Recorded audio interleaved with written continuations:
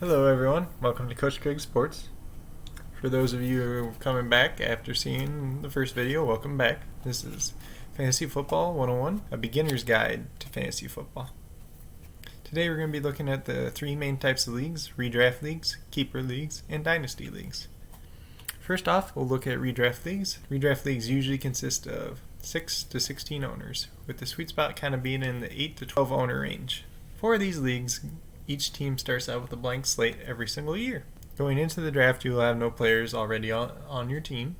So the goal of the draft is to complete your full team and to make a roster that best competes for a championship. The easiest way to join one of these leagues is to find a group of people who are also interested in football or have played fantasy football before, or maybe one of your friends has invited you to a league and you want to try it out, or you could even look on different sites like ESPN, Yahoo for just public leagues, and I'd suggest trying like a free one for the first time. So with these leagues, you'll have a draft once a year, and like I said already, you have a blank slate going into the draft. You want to fill up your team based on the positions needed. Most leagues will have at least a quarterback, 2 running backs, at least 2 receivers, usually a flex spot, usually a team defense, and a kicker spot. Some leagues may vary. Just make sure you know your league settings going into the year.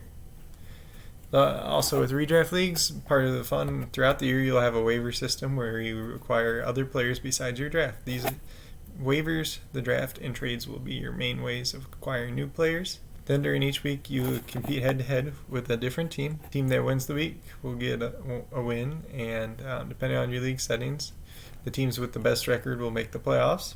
And then the main goal is to have the best record, get to the playoffs, and then from the playoffs just keep winning from there, and then hopefully acquire a championship. Then, like I said, the main difference with redraft is you might do that your first year, you might win the first year, or you might come in second, or whatever place you finish in.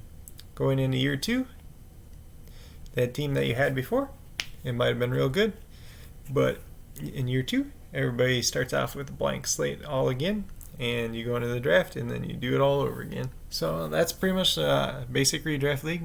Most leagues in the past have been redraft leagues. Keeper leagues and dynasty leagues have become more popular in recent years, so we'll take a little bit closer look at them.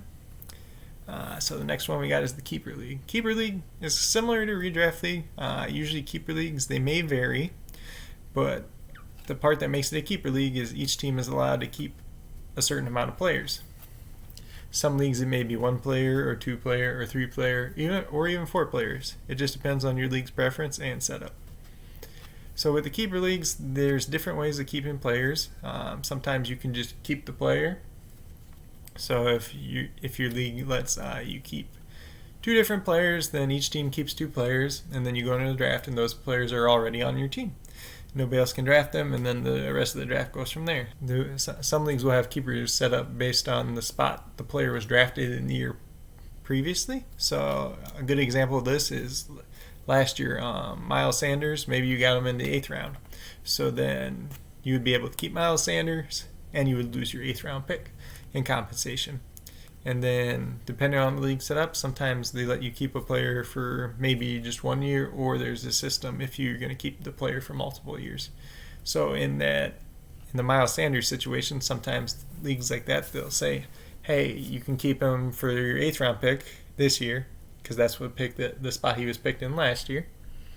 And then the next year it might be you have to give up your 4th round pick or your 5th round pick, or however they'll bump up the rounds so that the same players aren't getting kept over and over again, in case you get a player that ends up being really good and then it gives everybody a shot.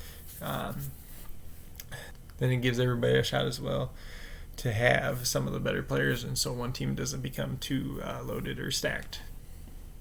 So that's the main difference for the keeper league as far as that goes. Also, you could have what I said previously assumes that you used a snake draft. Then also you could have, if you did an auction draft, we're going to talk about auction drafts a little bit later. For keepers in an auction draft setting, you'd be able to keep them for the salary that they went for, or like the auction price they were won for. And then, like I was saying in the Miles Sanders example before, different leagues may have different setups. So maybe, say you won Miles Sanders for $5 last year, maybe you're able to keep him for $5 this year, and then next year, based on how your league set up, his price may go up in value, or if you just let teams keep a player for 1 year. There's a lot of variables just depending on how leagues set up, and part of that's just kind of what makes every league different. So make sure, like, when you join a league that you understand the league rules, how it works, and if you're a commissioner looking to do a new league, make sure you discuss it with all the people joining your league. Or if you're doing a startup league, just make sure everybody's on the same page, listen to different people's ideas, see what works for each person. The last type of league that we'll be focusing on this episode is dynasty leagues. So, unlike redraft leagues and keeper leagues, dynasty leagues, you never really have a blank slate except for when you first start off the league. So, in dynasty leagues, if you're a startup dynasty league, you'll have some type of startup dynasty draft, kind of like a normal draft, a snake draft, or you could do like an auction, or there's also like contract dynasty leagues. I'm going to be doing some other videos on 2 different startup dynasty leagues that I'm in, one that did a snake draft and then one that was a contract league. So those videos will be coming up soon.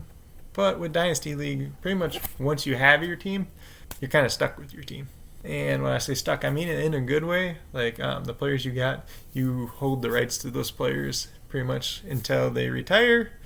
You don't want them on your team, and you just cut them or drop them for somebody else, or you trade them to another team. There'll be a little bit different strategy with dynasty. We'll talk about that a little bit later. Then in most dynasty leagues, the major difference is instead of having like a yearly draft for other players, you'll generally have a rookie draft, which is pretty much all the players that were in this year's rookie class, the guys that just came out of college the previous year, they got drafted in the NFL. So it's more important to do research on the younger players. When you do a dynasty league, you're trying to build up a team that can win multiple years or be competitive over a longer period of time, thus the name dynasty. So this was a basic overview of the 3 main types of leagues. Once again, we had the redraft league, the keeper league, and the dynasty league. If you guys have any questions about any of these leagues, be sure to let me know. You can leave a comment down below. If you liked this video, found the information useful, thumbs up would be greatly appreciated. You can also subscribe to the channel for more content like this. Like I said, this is episode 2 of Fantasy Football 101, a beginner's guide to fantasy football. We'll be working on episode 3 tomorrow. I think we'll probably look at the 2 different types of drafts, the snake or serpentine draft and the auction draft. Once again, thank you guys for listening. Have a good day.